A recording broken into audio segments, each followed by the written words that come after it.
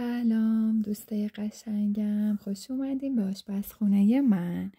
امروز قراره با هم خورش قیمه بپزیم. خیلی خوشمزه، مجلسی و آسون. اول کار من اومدم یه دونه پیاز برداشتم، پیازامو خلال کردم، داخل یه مقداری روغن ریختم و اونا رو تفت دادم. بچه ها، من خورش قیمه رو داخل زودپز درست میکنم. هم وقت کمتری میبره، هم خیلی هم جا افتاده و خوشمزه میشه.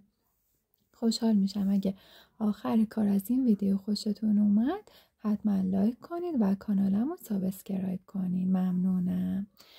نکته ریز و طلاییش همینجاست. اینجا که خیلی مهمه، گوشت ها رو وقتی میریزیم خوب با پیاز تفت بدیم.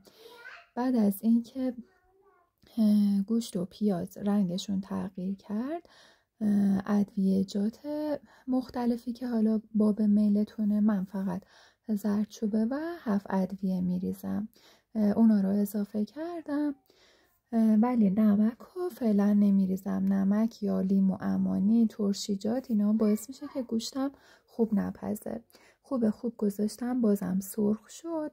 بچه ها، نکته طلایی که میگم همینه، این که گوشت خوب بپزه، ادویجات به خوردش بره، هم گوشتمون طعم خوبی پیدا میکنه، هم آخر کار باعث میشه که خورشتمون جا افتاده بشه.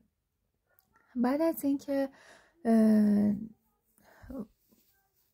گوشتمون رو سرخ کردیم و تفت دادیم، آب میریزیم روش، در زودپز رو میبندم و اجازه میدم که نیم ساعت تا 45 دقیقه خوب گوشتم بپزه. فکر کنم نیم ساعت یا 45 دقیقه کافی باشه، چون بعد دوباره با لپه ها هم میپزه.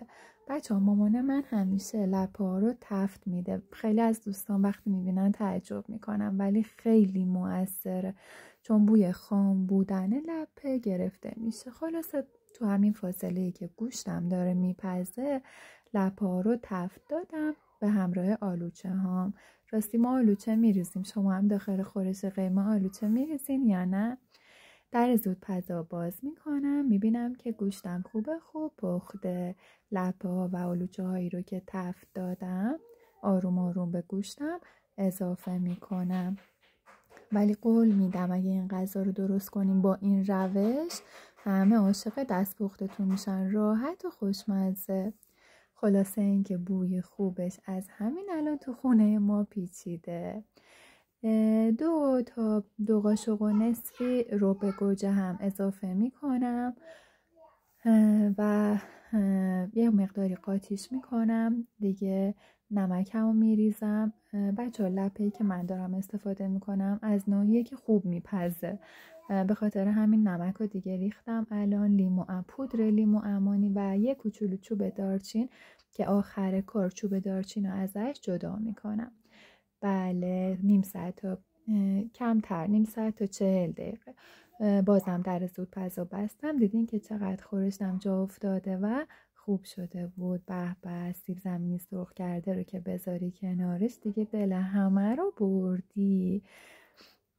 وقتی هم که همه ببینن داری خورش قیمه رو میکشی، خودشون میان سر سفره میشینن.